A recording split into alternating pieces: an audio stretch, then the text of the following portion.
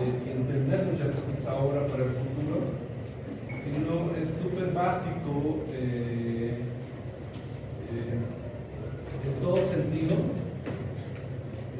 ya que prácticamente van a depender de este grupo de fármacos que se llaman antibióticos, y no solo van a depender, los van a usar todo el tiempo, en el área en el que estés, ¿sí?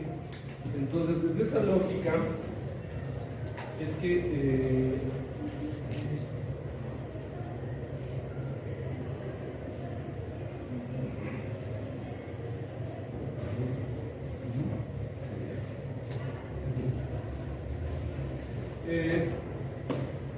hacia el siglo XX se habló de que los antibióticos eran drogas milagrosas, ya que décadas antes se comenzaba a sintetizar demasiado.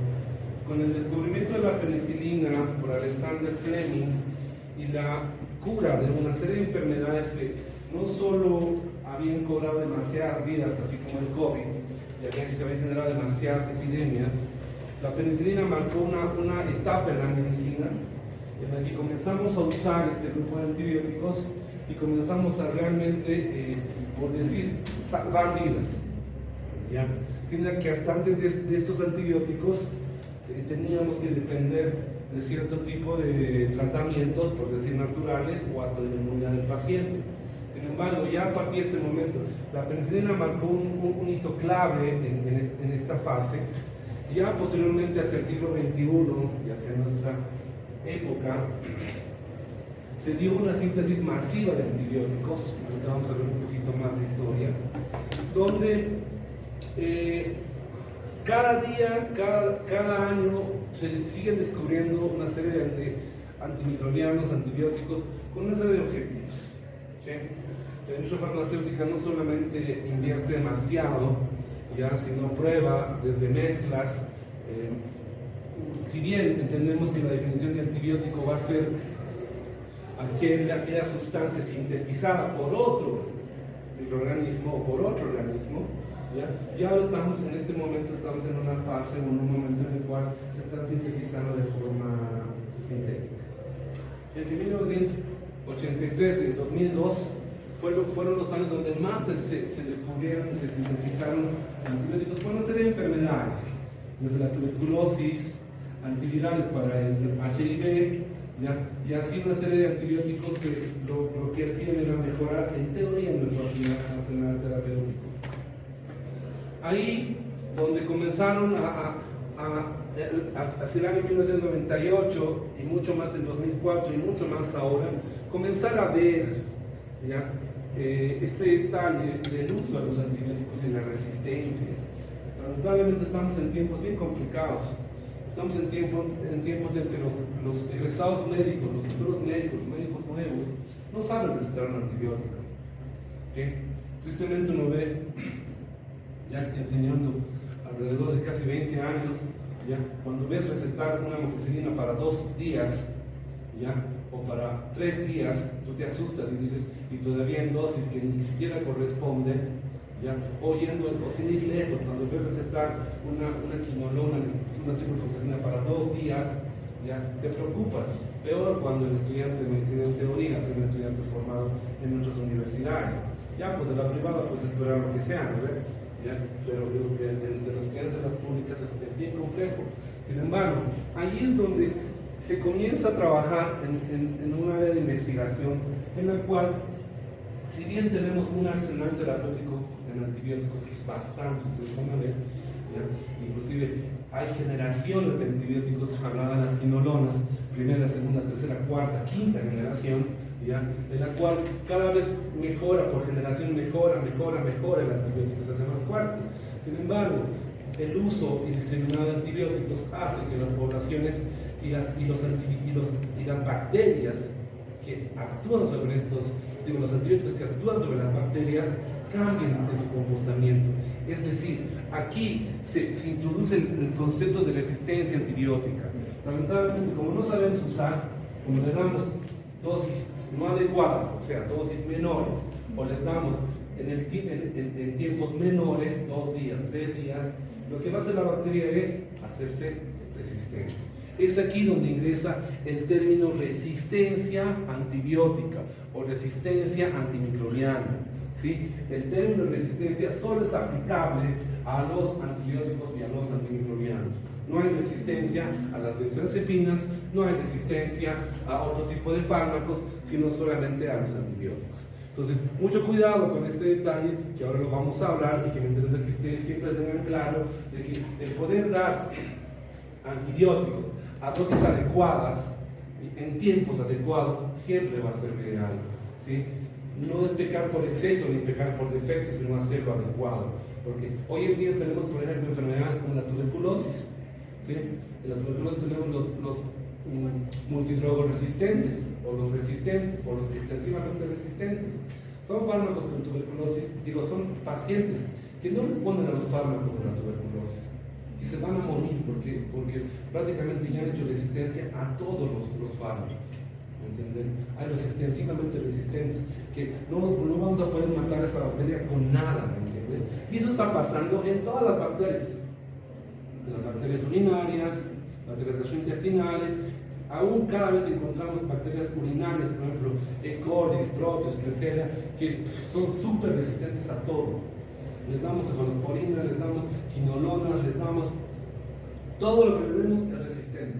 Haces tu cultivo antibiograma, es resistente. Entonces, doctores, comencemos a entrar a una cultura de ser cuidadosos con el uso de antibióticos. No te digo ten miedo, a veces hemos entrado también al otro lado, en el que para todos cultivo antibiograma. No, doctor, ¿sí? Hagamos lo correcto cuando tiene que ser, demos cuando tenemos que dar, no demos por dar, ¿sí? Entonces, en eso viene un poco de historia, ¿sí? A través del tiempo, desde 1930 hasta la actualidad, ¿ya? Se han ido descubriendo una serie de antibióticos. Los primeros, por ejemplo, descubiertos por Doma, que son las sulfonaminas, ¿ya? Previo hacia 1940, que es la penicilina con Alexander Fleming, y así fuimos trabajando con una serie de grupos antibióticos. ¿Ya?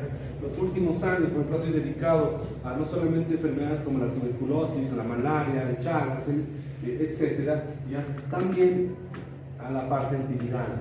Entonces, y así como ven, tenemos una serie de antibióticos que han sido descubiertos en el tiempo, ¿ya? Y lo que ha pasado es que este grupo se ha desarrollado este grupo de fármacos que, ojo, tú no agarras y descubres un medicamento y lo puedes sacar a vender, ¿verdad? Entonces han debido revisar. Tiene que pasar por una serie de fases de control, ¿sí? En el desarrollo de los nuevos fármacos, ustedes deberían recordar, ¿ya? Que no es solamente agarrar, descubrirlo y sacarlo, sino hay una serie de fases en la cual cualquier fármaco puede llegar a morirse aquí, se llega a morir aquí, ¿ya? Y no pasa a las siguientes fases. Entonces, y eso pasa todo el tiempo con el desarrollo de antibióticos en la actualidad. Sin embargo, lo ideal es poder siempre realizar investigación, ¿sí?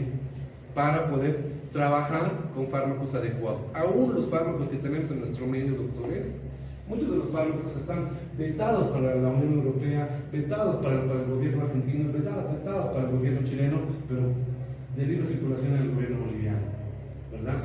Por nuestro medio. Entonces, ser siempre cuidadosos en aquello, pero también en esto de recordarles también un poquito de historia. Si bien Pasteur fue uno de los que primero trabajó en relación a la generación espontánea y al origen microbiano, si ustedes recuerdan, posteriormente Ehrlich trabajó en una serie de síntesis de compuestos orgánicos que básicamente dirigidos a la asepsia y a la antisepsia. ¿Ya? Domack, a través de los colorantes rojos que él descubrió en su momento, ¿ya? Descubrió por primera vez las sulfonaminas, que era un compuesto de polvo rojizo, que lo que hacía era curar las infecciones en ese entonces. Y después de Domack, hacia 1930, Fleming descubre la penicilina y posteriormente ya la penicilina a través de Fluoride Chain puede ser extraída y trabajada en forma sintética. Entonces, ya en eso ustedes se van dando cuenta de que ya había una serie de materiales, un arsenal terapéutico que el médico y el personal de salud podría acudir. Pero algo que ustedes tienen que entender es que, y esto siempre les digo, yo por ejemplo para retirarlo libre, aparte de aplazarlo, simplemente puedo agarrar una pistola y lo mato, ¿verdad? No les afecta al resto, ¿no? Pero si agarro una granada, me escapo, voy a matar medio curso, por decirle todo el curso, ¿verdad? Agarro una dinamita, voy a matar a todo el piso, ¿verdad? Agarro una bomba atómica y voy a matar a toda Villa Esperanza, o a todo el distrito. ¿Qué distrito es este? Bueno, nosotros sabemos también, pues a todo este distrito del Alto, ¿verdad?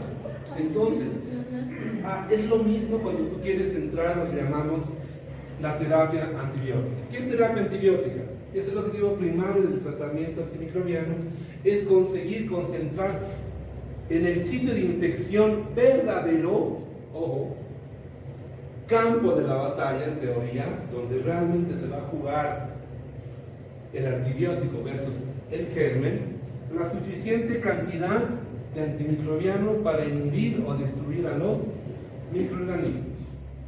Esa es la definición de terapia antibiótica. Hay la terapia antibiótica empírica, que es lo mismo, simplemente, doctores, escúchenme, que es la misma definición, simplemente a la cual sumas, ¿ya?, antecedentes de frecuencia y epidemiológicos. Es decir, no necesito hacer un perfil o un cultivo y antibiograma para una fenomenalitis streptocócica, porque sé que si le pincho penicilina, va a responder a la penicilina. ¿Por qué? Porque la epidemiología, ¿ya?, y la frecuencia de casos me dice eso. Entonces, tú en la mayoría de los casos, doctor, vas a usar terapia antibiótica o antimicrobiana empírica, ¿sí? Porque no para todos vas a pedir cultivo y antibiograma.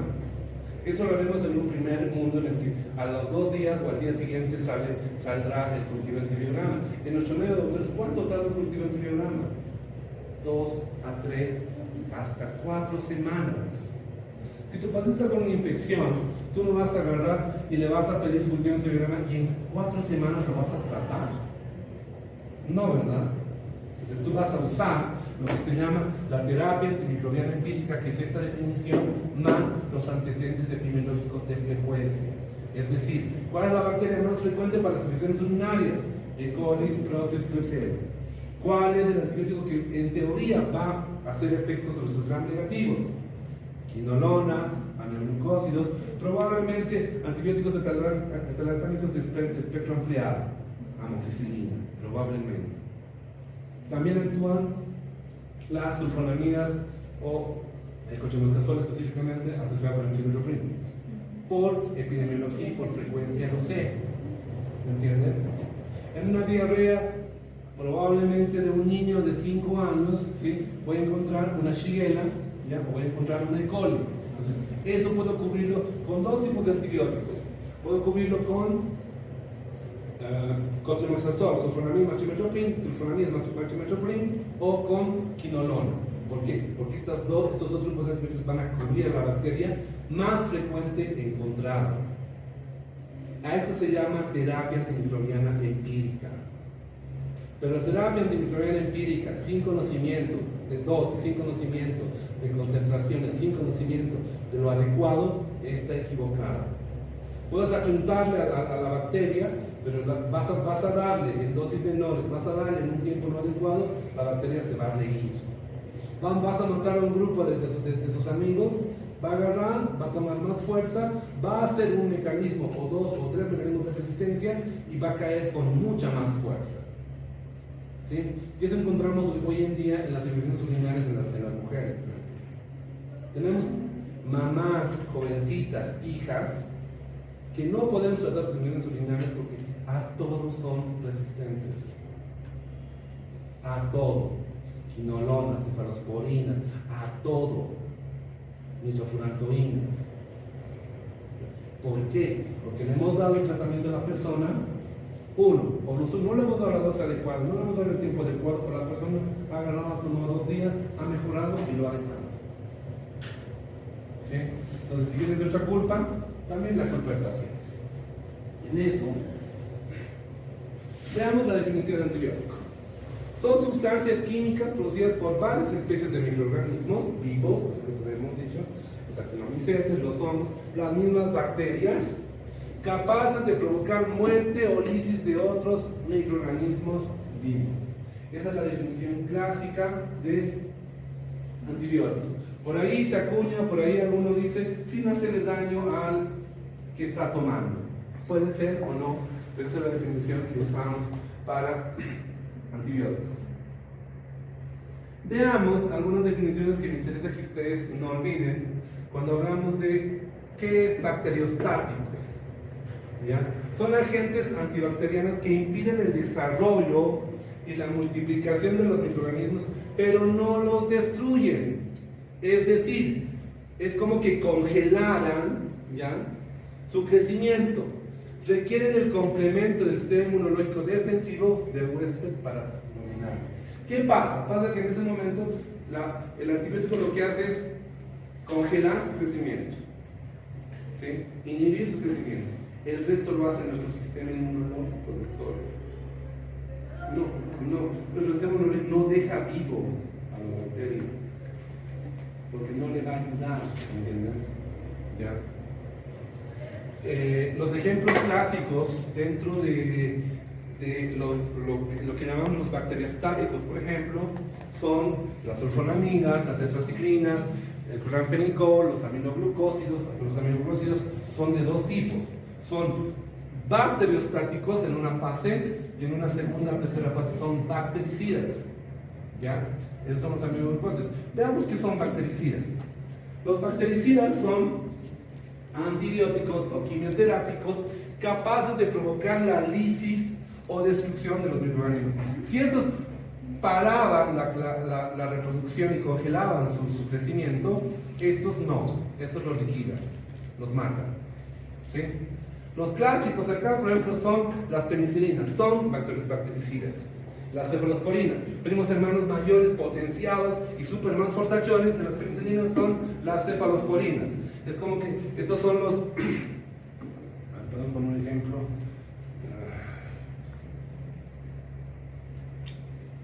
Estos son los de primero y estos son los de quinto, digamos. Aunque los de quinto son más chacras ahora, ¿no? Los de penicilina, los de primero son más capos, ¿verdad? Entonces, las penicilinas y las cefalosporinas son ejemplos clásicos de bactericidas. Los antibióticos polipeptídicos, por ejemplo, son también un ejemplo de bactericidas. Los aminoglucósidos son bactericidas y bacteriostáticos. También encontramos aquí las polidipsinas, son bactericidas. ¿Sí? Y otra definición que me interesa que ustedes tengan claro es que los quimioterápicos son agentes químicos antibacterianos sintetizados y o producidos en laboratorio, ¿sí?, en forma sintética o semisintética. ¿Sí? Antes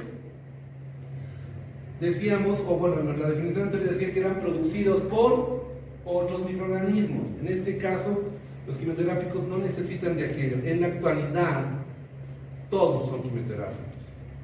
Ya no hay eso de que buscamos el hongo, buscamos aquello para sintetizar. No estamos en esos tiempos. Ahora en la actualidad todo es sintético y todo es semisintético. ¿Sí? En los quimioterápicos tenemos el ejemplo clásico de las drogas antituberculosas. ¿Sí?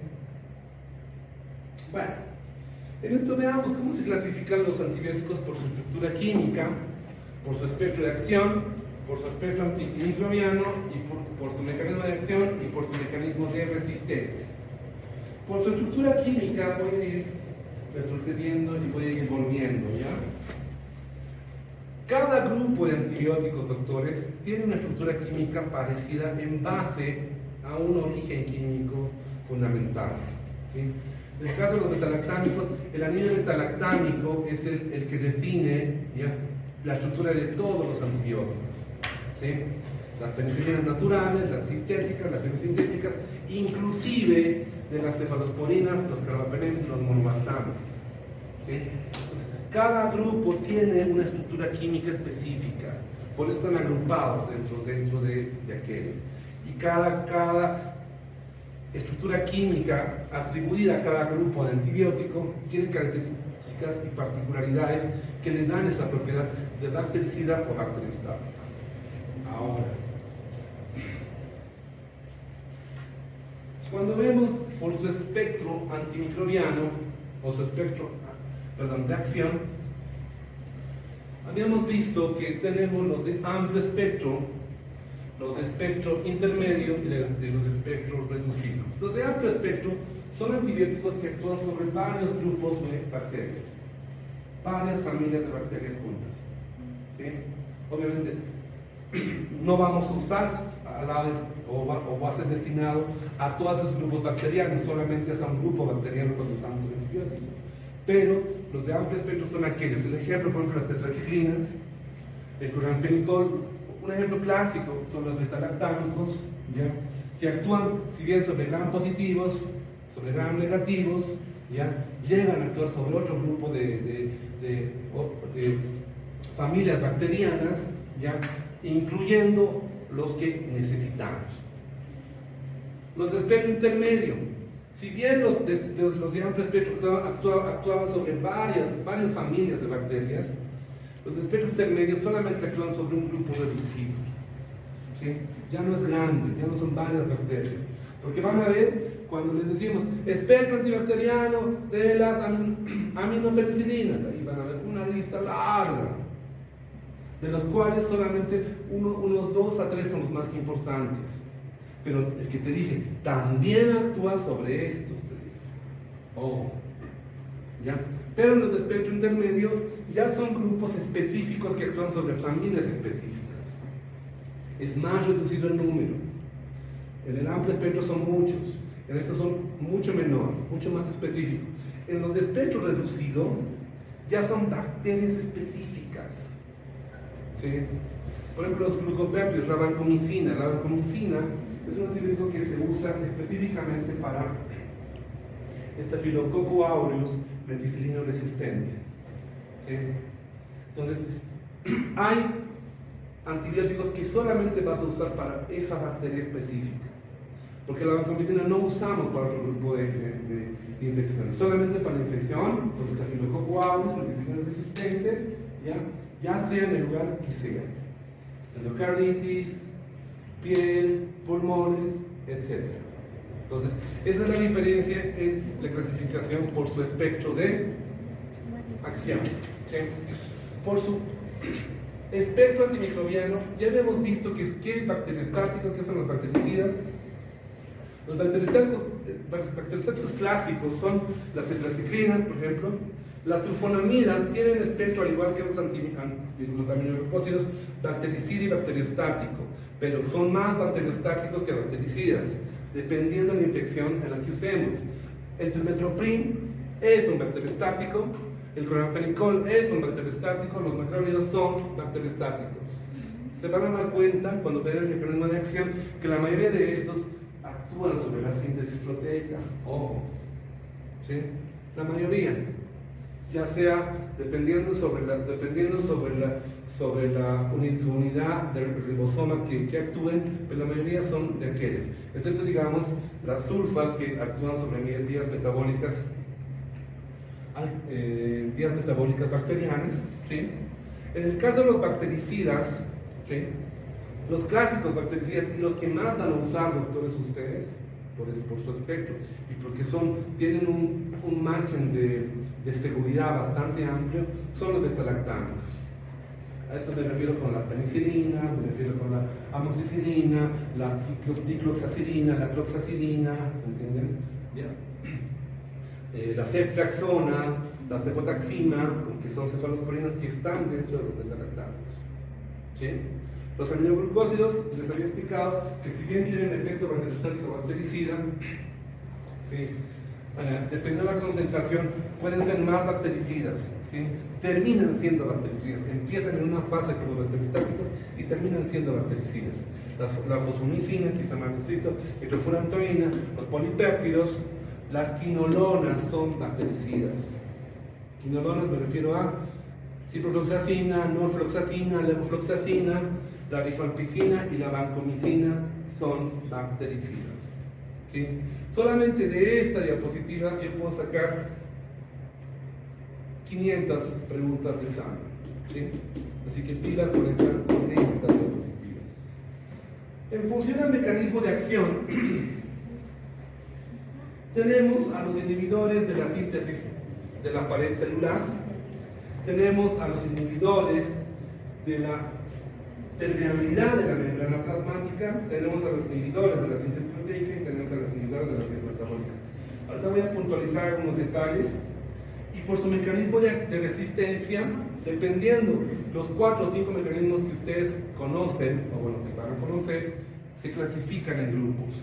¿Sí? Y ahorita vamos a ver. Ojo, que los mecanismos de resistencia, hay grupos de antibióticos que pueden adquirir 1, 2, 3 mecanismos de resistencia. No es uno solo. ¿Ya? Avancemos.